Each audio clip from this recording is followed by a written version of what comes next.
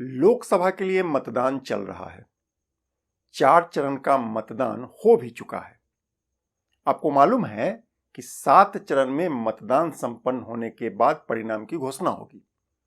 इसके बाद क्या होगा? क्या नरेंद्र मोदी के नेतृत्व में बीजेपी संपूर्ण बहुमत के साथ तीसरी बार फिर से मजबूत सरकार का गठन करेगी, या देश एक बार फिर गठबंधन की दौड़ में लौट जाएगा? चौथे चरण के मतदान के बाद कांग्रेस ये क्यों कहने लगी है कि चुनाव नरेंद्र मोदी के हाथों से फिसल चुका है? स्वयं बीजेपी के नेताओं के सुर क्या सच में बदलने लगा है? क्या बीजेपी के नेता 400 पार वाले नारों से अब बचते हुए नजर आने लगे हैं? ईडी की सक्रियता में अचानक कमी क्यों आ गई? शुरू के 2 चरण के मतदान तक ईडी बहुत सक्रिय हुआ करती थी। ऐसे और भी तमाम सवाल। ये सवाल मेरे नहीं हैं, बल्कि ये सवाल उन लोगों का है जिनको राजनीति के तमाम धुरंधर हाशिए पर ढकेल चुके हैं।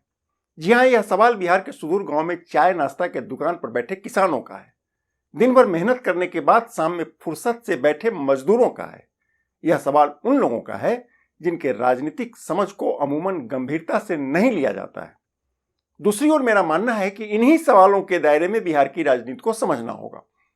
करवट बदलती बिहार की राजनीति की अंगड़ाइयों को समझना होगा, युवाओं के अरमान को समझना होगा। कहते हैं कि बिहार की राजनीति को न्यूज रूम की चकाचौंध में नहीं देखा जा सकता है, बल्कि गली मोहल्लों में, नुक्कड़ पर और पान की दुकान पर खड़े लोगों की बातचीत में इसको बेहतर तरीके से समझा जा सकता है।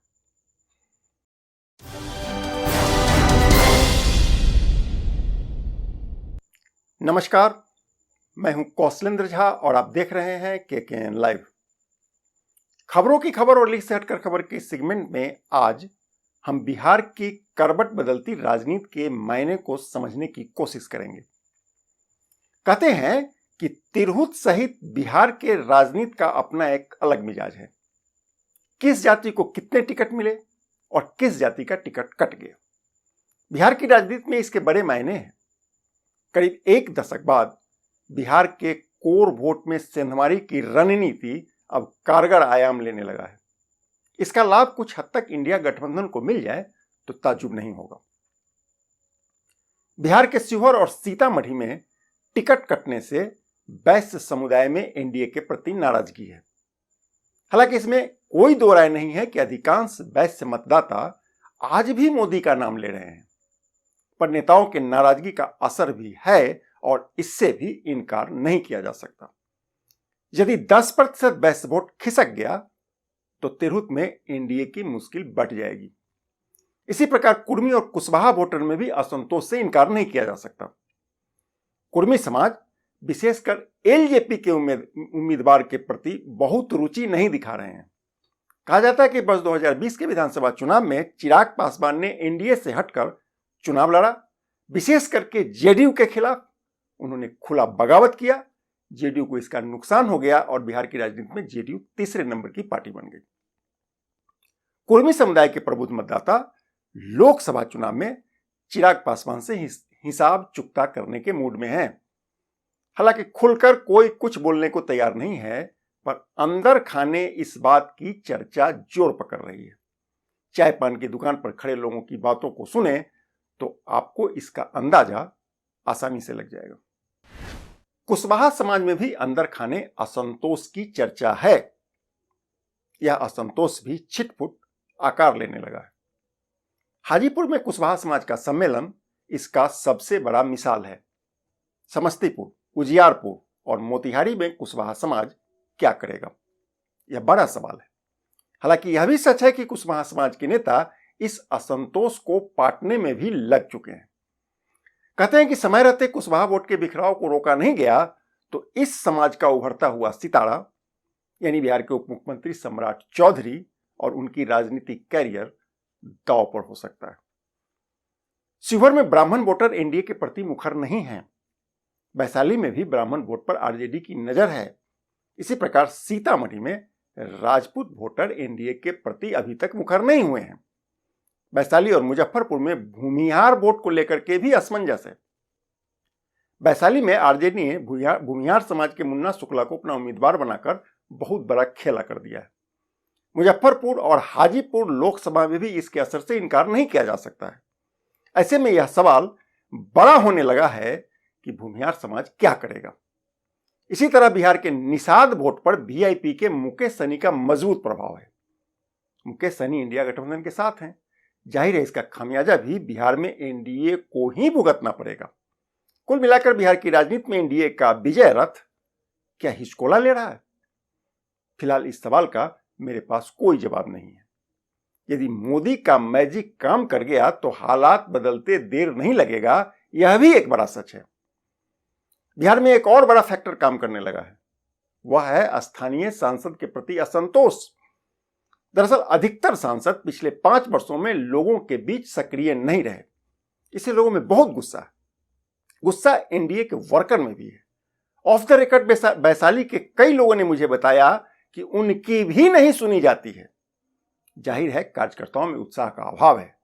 दूसरी ओर यह भी सच है कि इनमें से अधिकांश लोग आज भी मोदी को ही प्रधानमंत्री के रूप में देखना चाहते हैं। इस सच से भी इनकार नहीं किया जा सकता। बेशक पीएम मोदी के चुनाव प्रचार का इस पर असर पड़ेगा, पर कितना, यह देखना अभी बाकी है। कई लोगों ने बताया कि यदि स्थानीय सांसद के प्रति उभरे असंतोष का असर बरकरार रह गया तो बिहार में एनडीए की मुश्किलें बढ़ सकती है। हालांकि एनडीए समर्थकों को अभी भी मोदी मैजिक का इंतजार है। बात को थोड़ा बदलते हैं। आपको मुंगेरी लाल आयोग याद है? वर्ष 1971 में बिहार सरकार ने मुंगेरी लाल आयोग का गठन किया था। इस आयोग को महंगाई, भ्रष्टाचार और बेरोजगारी दूर करने के उपाय बताने थे। इससे भी अहम बात यह कि मुंगेरी लाल आयोग को लोकतंत्र बचाने के लिए उपाय देने को भी कहा गया था। इतना ही नहीं बल्कि मुंगेरी लाल आयोग को बिहार में सामाजिक परिवर्तन के लिए अंतरजातीय विवाह और सामाजिक विभेद यानी जातिवाद को खत्म करने के उपाय पर सुझाव देने थे। मुंगेरी लाल आयोग ने कई सुझाव भी दिए, पर बिहार की राजनीति आज भी जाति के उसी दलदल में फंसी है, बाहर नहीं निकल सकी है। कहते हैं कि जिन लोगों ने सामाजिक एकीकरण का नारा बुलंद किया था उन दिनों, जेपी आंदोलन के बाद उनमें से कई बिहार के सत्ता शीर्ष पर रहे। स्वर्गीय कर्पूरी ठाकुर, लालू प्रसाद और नीतीश कुमार इसी जेपी आंदोलन की उपज हैं। बावजूद इसके बिहार की राजनीति से जातिवाद खत्म नहीं हुआ, बल्कि और बढ़ गया। कह सकते हैं कि जाति की राजनीति संगठित तौर पर विभत्स रूप धारण कर चुका है, जड़ पकड़ चुका है। इसमें हमारे रहनुमाओं की बड़ी भूमिका है और इससे इनकार नहीं किया जा सकता। यानी बिहार की राजनीति आज भी जाति की मजबूत दीवारों में कैद होकर सिसकियां ले रही है। आज आलम यह हो गया है कि उम्मीदवार चाहे कितना भी खूंखार हो, जाति के नाम पर एक वर्ग का उसको समर्थन मिलता ही है। गठबंधन यानी समीकरण का वोट भी उसके साथ होगा ही होगा। इसके अतिरिक्त थोड़े से और वोट का जुगाड़ करके यदि वह जीत गया तो बाद में उससे सहयोग की उम्मीद करना कितना उचित होगा, इस विषय पर हम दूसरे एपिसोड में विस्तार से बात करेंगे।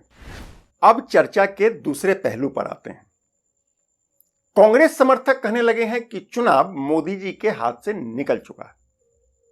ऐसे लोग महंगाई और बेरोजगारी को बड़ा मुद्दा मानते हैं, जबकि एनडीए का पूरा फोकस राष्ट्रवाद और विकास पर केंद्रित है। सवाल उठता है कि कांग्रेस सहित इंडिया गठबंधन के लोग ऐसा क्यों बोलते हैं, ऐसा क्यों मानते हैं। दरअसल इसी वर्ष के फरवरी महीने में फोर्ब्स की एक रिपोर्ट आई थी। इसी रिपोर्ट को आधार बनाकर कांग्रेस बहुत उत्साहित हो रही है। राष्ट्रीय नमूना सर्वेक्षण यानी एनएसओ के हवाले से फोर्ब्स ने महंगाई और बेरोजगारी को लेकर एक लेख प्रकाशित किया था। हालांकि इसमें 2024 के जनवरी से मार्च के बीच शहरी क्षेत्रों में 15 वर्ष और उससे अधिक आयु के लोगों के बेरोजगारी दर में गिरावट की बात कही गई है। बताया गया है कि एक साल पहले इसी समय अवधि में बेरोजगारी का दर 8.2% था, जो अब घटकर 6.8% रह गया है। दरअसल कांग्रेस के उत्साह का कारण बेरोजगारी का घटा हुआ रेट नहीं है, बल्कि कांग्रेस का कहना है कि वर्ष 2013 में बेरोजगारी का यही रेट 5.42% था, जो मोदी कार्यकाल में बढ़कर 6.8% हो गया है। कांग्रेस सहित इंडिया गठबंधन के उत्साह का इससे भी बड़ा कारण यह है कि सर्वे में 27% लोगों ने माना है कि भारत में बेरोजगारी बड़ा मुद्दा है, जबकि 23% लोग महंगाई को बड़ा मुद्दा मानते हैं।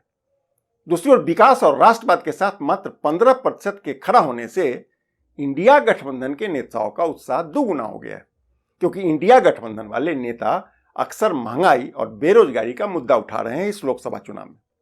जाहिर है, यदि यह मुद्दा लोगों को पसंद आ गया तो इसका लाभ मिलना उनको लाजमी है। अब देखना है कि मतदाताओं के दिलो दिमाग पर कौन सा मुद्दा भारी पड़ता है। यहां एक बात और गौर करने वाली है। दरअसल यह रिपोर्ट फरवरी की है, जबकि भारत में अप्रैल से मतदान शुरू हुआ है। इस बीच कई घटनाओं ने मुद्दों को प्रभावित भी किया है। प्रधानमंत्री नरेंद्र मोदी स्वयं एक बड़ा मुद्दा बनकर उभरे हैं। ऐसे में बिहार के मतदाता क्या निर्णय लेंगे, इसके लिए परिणाम का इंतजार करना होगा। इस बीच इन तमाम सवालों और लोगों की चर्चा के बीच यदि आपको संकेत समझ में आ जाए तो कमेंट करके मुझे भी बताइए। आपके जवाब का इंतजार रहेगा। नमस्कार।